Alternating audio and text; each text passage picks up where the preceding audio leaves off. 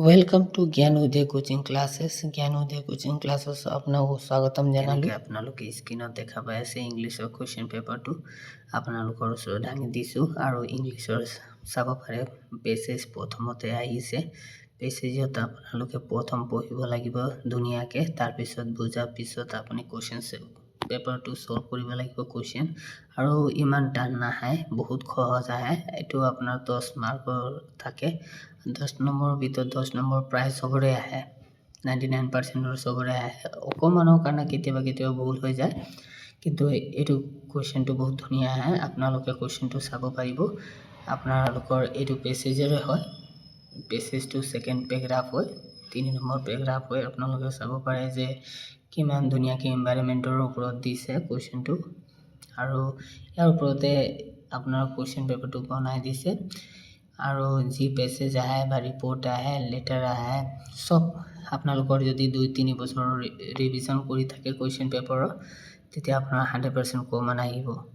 আপোনালোকে চাব পাৰে যে এই কুৱেশ্যন কেইটা আপোনাৰ দাঙি দিছে আপোনালোকৰ ABCDEF, এইকেইটা গোটেই আপোনাৰ হৈ গ'ল 10 নম্বৰ, আৰু এই গোটেই 10 নম্বৰ আপোনাৰ কুৱেশ্যনে এনচাৰ দিয়া আছে তাত। এই 10 নম্বৰ ভিতৰত 10 পাবই চবে, বহুত সহজ আহিছিল। আৰু এইটোও চাব পাৰিব যে এডভান্স ৰাইটিং স্কিলত ছেকশ্যন B2 25 মাৰ্কছৰ আছে।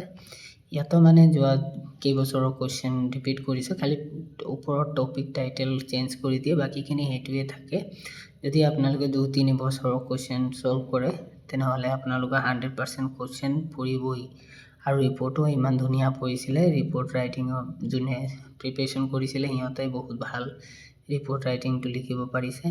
আৰু তাৰ লগতে আপোনালোকৰ এডভাৰটাইজমেণ্ট আহিছিলে, এডভাৰটাইজমেণ্টো লিখিব পাৰিছে। তাৰপিছত ন'টিছ ৰাইটিঙো আহিছিলে। আৰু এইখিনি আপোনাৰ চাব পাৰে যে নেৰেশ্যন আহিছে আপোনাৰ তাতো, নেৰেশ্যন ভইচ যোনটো ভিডিঅ' বনাম তাত সলিউশ্যন কৰি আপোনাক বুজাই দিম। এটা এটাকৈ টপিক কৰি মই বুজাই দিম, যিহেতু আপোনালোকৰ অহা পৰীক্ষাত বহুত হেল্পফুল হয়।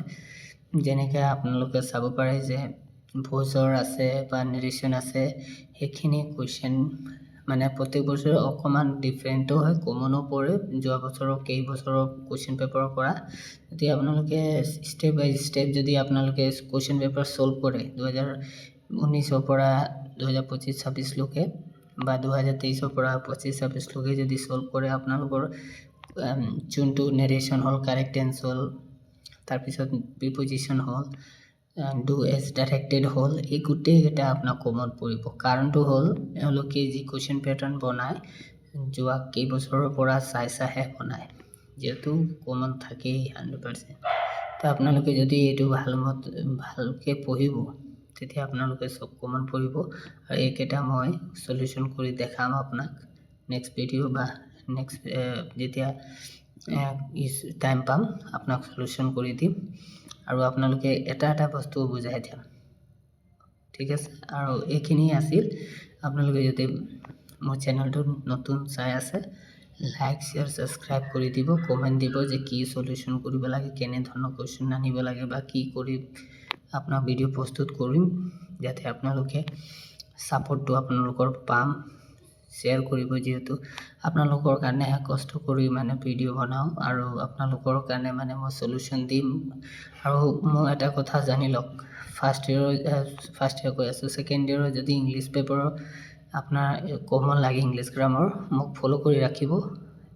মইতো 100% ক'ব নোৱাৰোঁ, কিন্তু 99% চিয়'ৰ যে আপোনাৰ কমনহে পাব। যি টপিকৰ টাচ কৰি সেইখিনি গোটেই কুৱেশ্যন এনচাৰ হওক বা আপোনাৰ গ্ৰামাৰ সলিউশ্যন হওক, এই গোটেই কমন পৰে মোৰ, ঠিক আছে। আপুনি বা এই আপোনাৰ হ'ল এডুকেশ্যন হ'ল, পলিটিকেল হ'ল, ইংলিছ হ'ল, লজিক ফিলচফি হ'ল, এইখিনি ছাবজেক্টৰ মোৰ কমন পূৰা পৰে।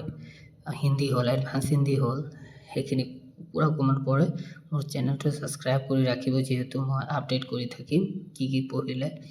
যোনে ফাৰ্ষ্ট ইয়েৰত আছে, ছেকেণ্ড ইয়েৰৰ প্ৰিপেৰেশ্যন কৰি আছে, যোনে ভাল ৰিজাল্ট কৰিব বিচাৰিছে, পাৰ্চেণ্টেজ ভাল আনিবলৈ বিচাৰিছে, সিহঁতৰ কাৰণে মই এই সুবিধাটো দি আছোঁ। আৰু কমন বুলি নহয়, আপোনাৰ পঢ়িবতো চবেই লাগিব টপিক ৱাইজ, কিন্তু সেইখিনিৰ ভিতৰতো মানে আপোনাৰ মানে কমনকেইটা মানে ওলাই দিম।